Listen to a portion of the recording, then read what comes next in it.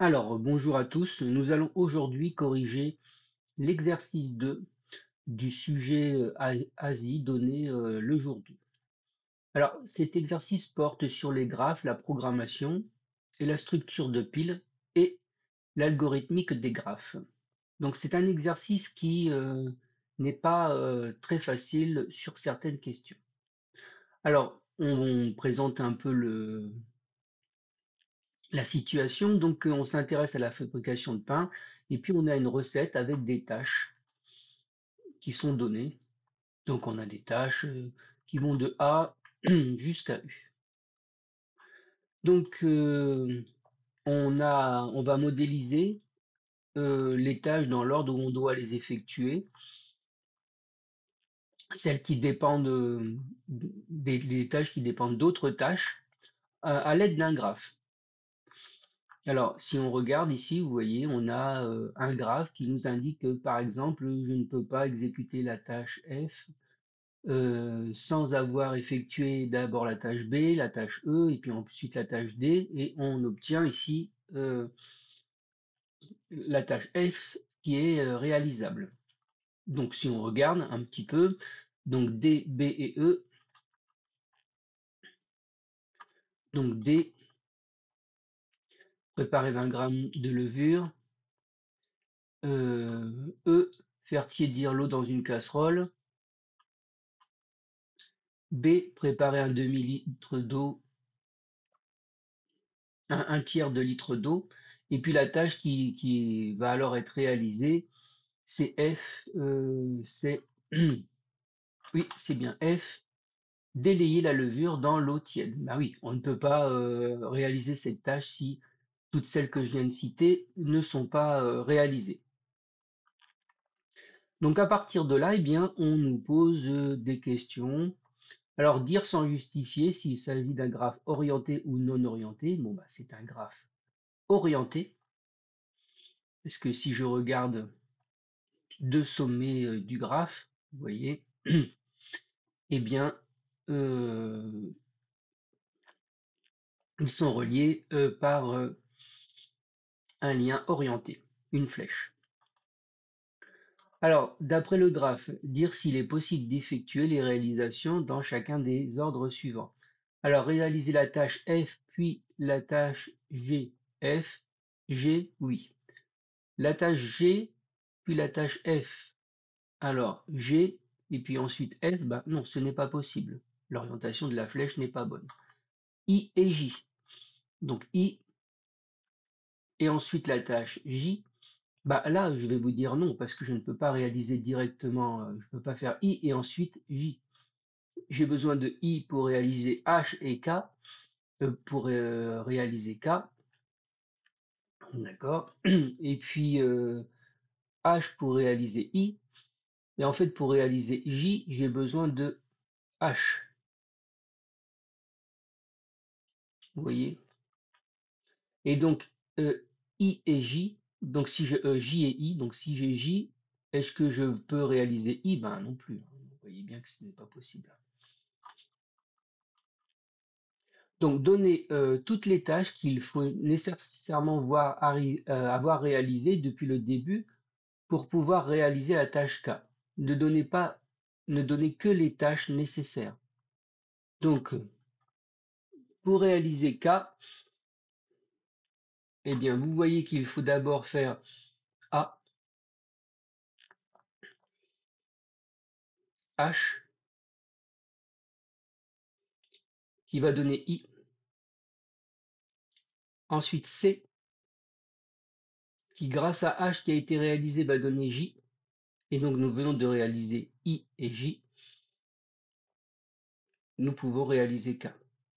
Donc, si je reprends, il faut d'abord faire A, H, C, ensuite I, J et K.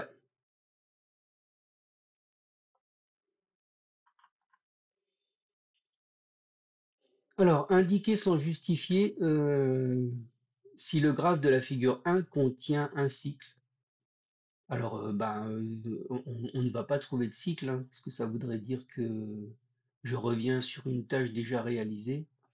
Donc, si vous regardez, c'est pas possible, hein, on va pas réaliser une tâche et puis revenir à cette tâche déjà réalisée. Donc, rien que la situation nous interdit d'avoir un cycle dans ce graphe. Alors, on s'intéresse désormais de manière plus générale à un graphe de tâches avec des dépendances. Les sommets sont nommés par des indices, donc 0, 1, 2, etc. Comme précédemment, un arc orienté d'un sommet d'indice I à un sommet d'indice J signifie que la tâche représentée par le sommet d'indice I doit être réalisée avant la tâche présentée par le sommet d'indice J. Bon, c'est bien ce qu'on avait compris. Donc là, on nous pose une cinquième question. Déterminer un ordre permettant de réaliser toutes les tâches représentées dans le graphe de la figure 2 en respectant les dépendances entre les tâches. Bon, ben, je vais d'abord réaliser la tâche 0, ensuite la tâche 2, ensuite la tâche 1, ensuite la tâche 3, ensuite la tâche 5 et enfin la tâche 4, qui a besoin des tâches 3 et 5 pour être réalisées. Alors, maintenant, on nous présente une matrice adjacente d'un graphe, alors écrite en langage Python, tel que MIJ égale 1, et ce qui voudra dire que l'indice I va dépendre de la tâche d'indice J.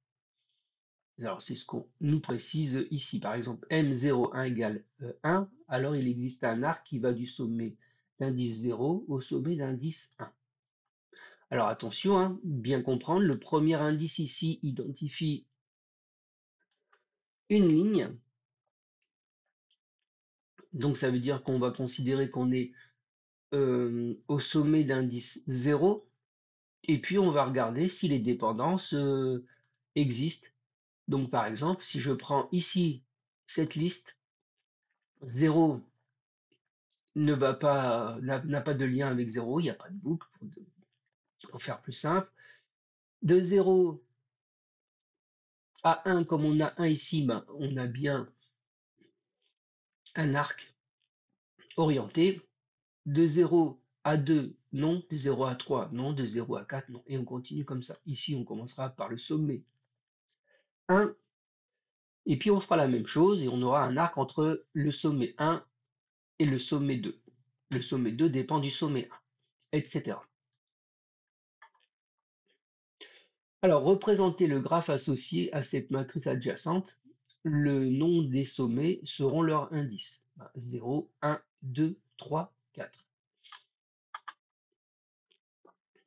Donc, c'est quelque chose d'assez simple. Donc, on a vu que 0 était relié avec 1, donc 1 dépend de 0. Ici, si je me mets à 1, je vais avoir 1 qui est relié à 2. Si je me mets à 2, 2 va être relié à 3. 3 va être relié à 1 et va être relié à 4. Et 4 n'a de lien avec personne. Voilà le graphe qui représente cette matrice adjacente.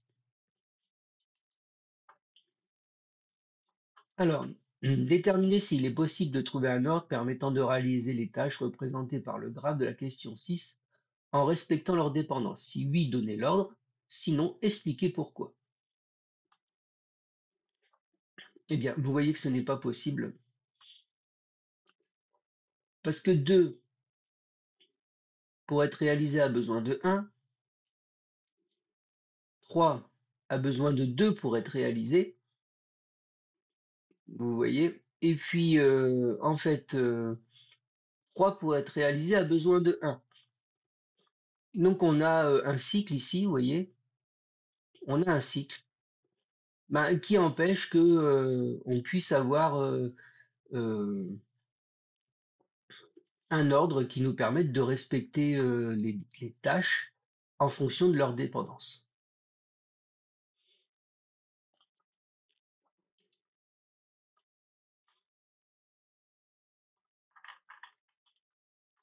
Alors, on va rentrer dans la partie un peu plus difficile. Donc, vous voyez, on a ici une fonction qui nous est proposée avec pour l'instant quelque chose qui est vide, mais dont on ne va pas se préoccuper, qui va faire rentrer en jeu ce paramètre, la résultat qui sera traité dans la suite. Alors, que se propose de faire cette fonction? En réalité, eh bien, elle se propose de nous permettre de regarder s'il est possible de trouver, vous voyez ici, un ordre qui permet de réaliser les tâches en respectant leur dépendance.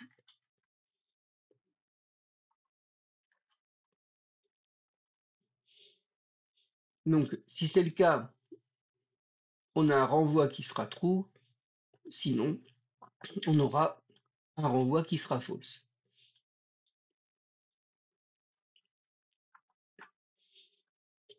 Donc, en utilisant la matrice M, donc la matrice M, c'est celle qui était donnée au début de l'énoncé, hein, c'est celle-ci, hein, d'accord, qui représente notre graphe, hein. Donc, on sait qu'on va avoir une réponse qui sera false, hein. Euh, on donne ici, vous voyez, les instructions de base, donc on identifie la longueur le nombre de sommets. On a les fameux ouverts et fermés qui sont identifiés aussi ici, donc la liste des sommets qui sont en cours de traitement, la liste des sommets qui ont été définitivement traités, et là, retour false s'il y a un problème, sinon true sinon. Donc le problème c'est il n'y a pas de parcours possible en respectant les dépendances, hein, des tâches à réaliser. Donc on nous invite à remplir ce tableau pour pouvoir essayer d'expliquer ce qui va se passer dans le cas de notre matrice, pourquoi cela va renvoyer false, hein. Alors, eh bien, c'est parti. Ça va être un peu plus difficile, mais je vais essayer de vous expliquer ça. Donc, dans le premier appel, avant juste l'appel de mystère, vous voyez, on a les deux listes, variable ouvert, variable fermée, où tous les sommets, vous voyez, on en a bien 5, sont à false. Ça veut dire qu'on n'a aucun sommet qui est en cours de traitement, on n'a aucun sommet qui a été traité. Donc le premier appel qu'on nous propose, c'est celui-ci, d'accord? Donc le sommet 1, et donc je vais regarder la fonction mystère. Alors ouvert S, alors ouvert 1, eh bien il est à false, puisque pour l'instant toute la liste des ouverts est à false.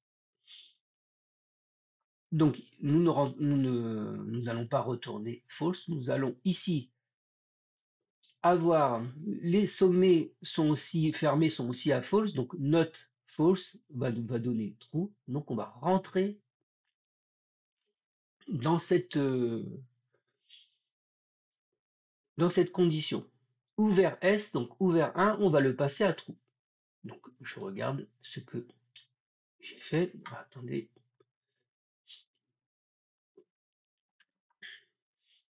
j'ai quelque chose qui s'est ouvert. Hop. Alors, euh, décidément. Voilà. Donc, le ouvert pour l'indice 1 est passé à true puisqu'il est en cours de traitement. Il n'est pas fini de traiter. Et donc, je continue.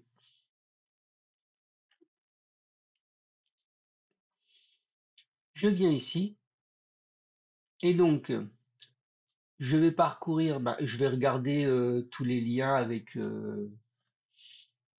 avec les autres sommets et si j'ai un lien positif ici, eh bien je vais exécuter le code qui se trouve ici.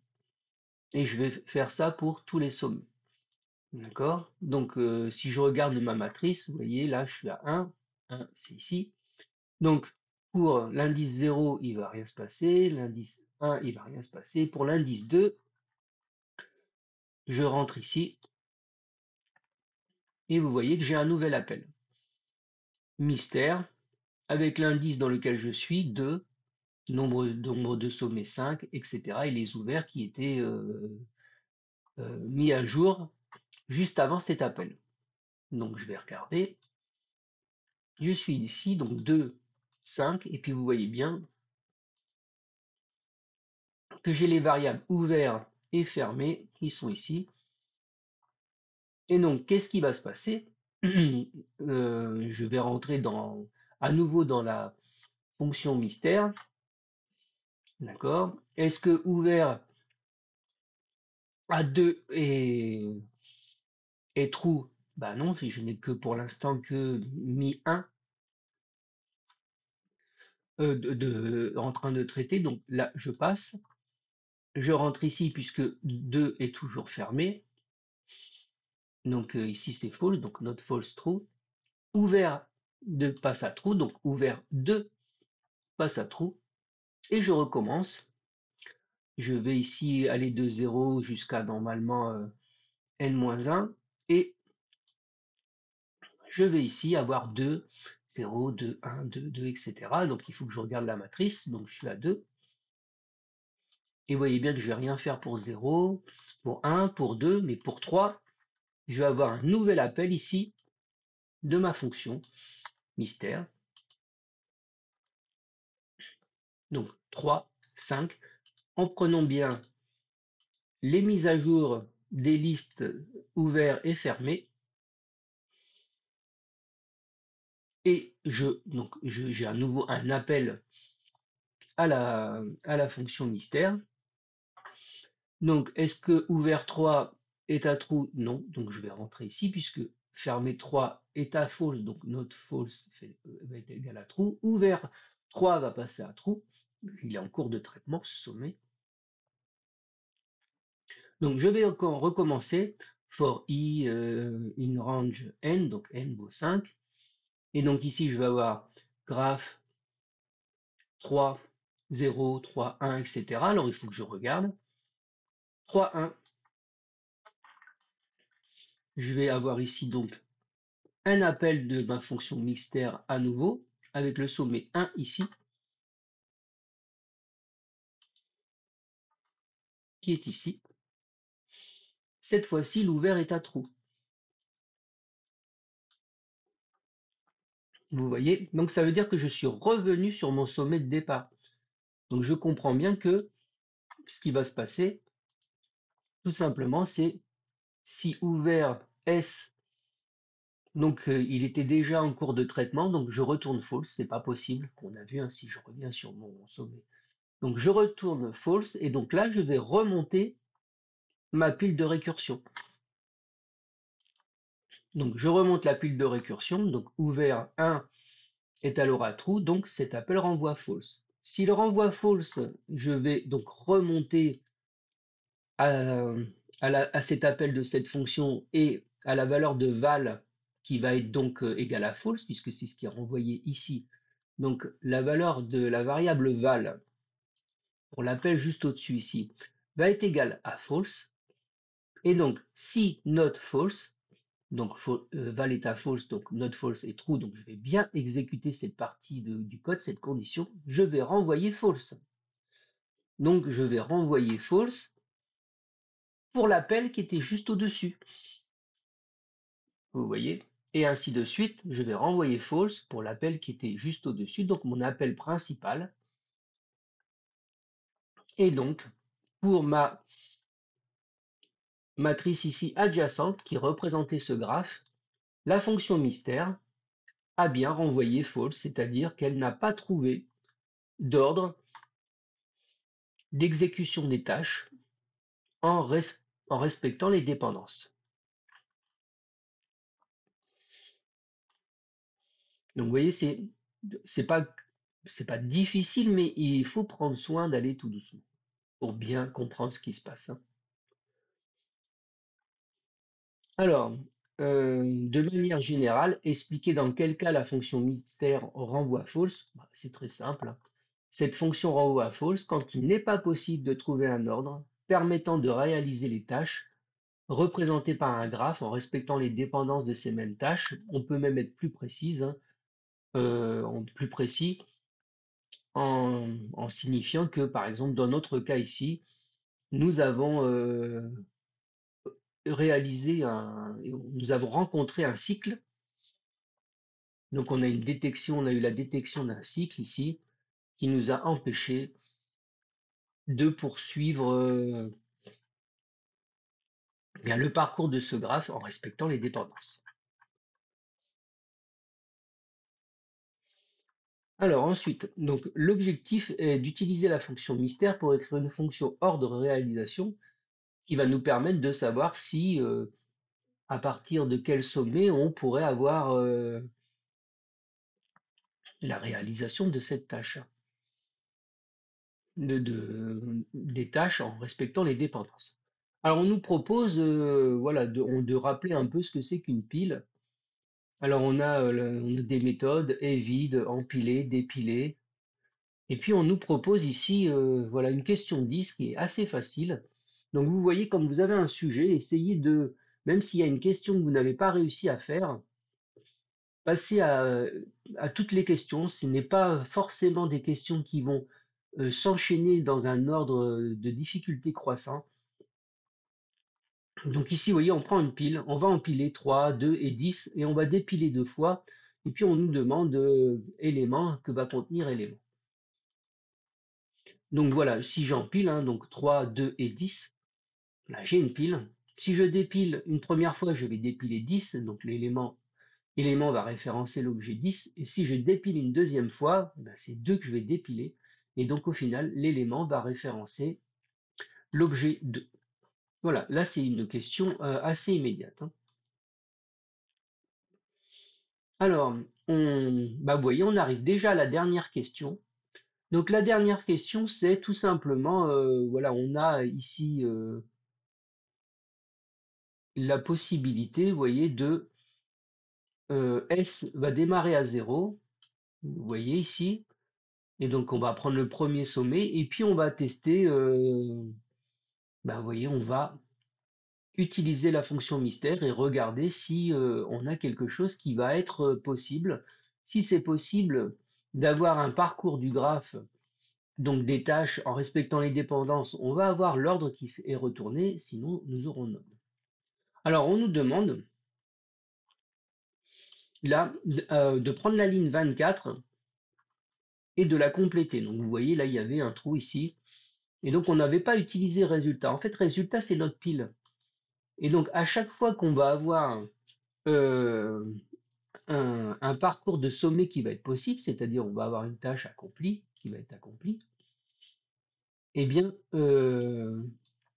si cette tâche est possible d'être réalisée, et puis ensuite on passera à la suivante, ce qu'on va faire ici, c'est on va remplir la pile en fait. On va remplir la pile.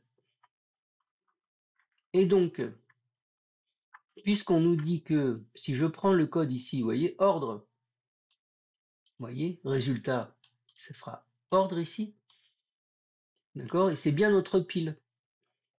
Tout simplement, qu'est-ce que je vais faire à chaque fois qu'un sommet va être valide? Je vais l'empiler dans cette pile résultat ici. Donc je vais faire tout simplement résultat.empiler S. Alors je vais décommenter.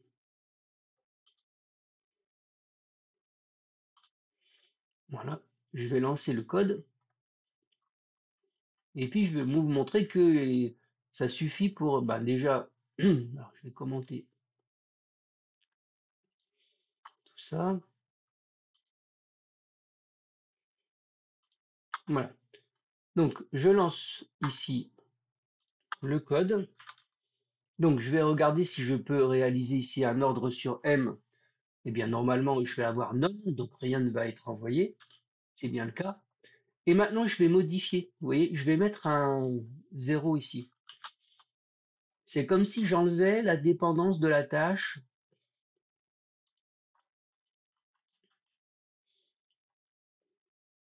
Là, avec le 3, vous voyez là, j'ai plus cette dépendance ici. Vous voyez, je la supprime. Je vais la mettre en rouge. Je ne vais pas l'enlever.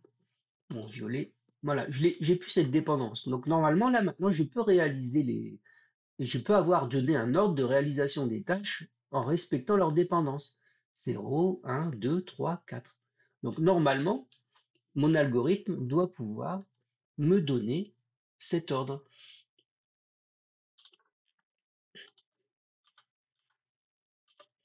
Et vous voyez, c'est bien ce qu'il fait. 0, 1, 2, 3, 4.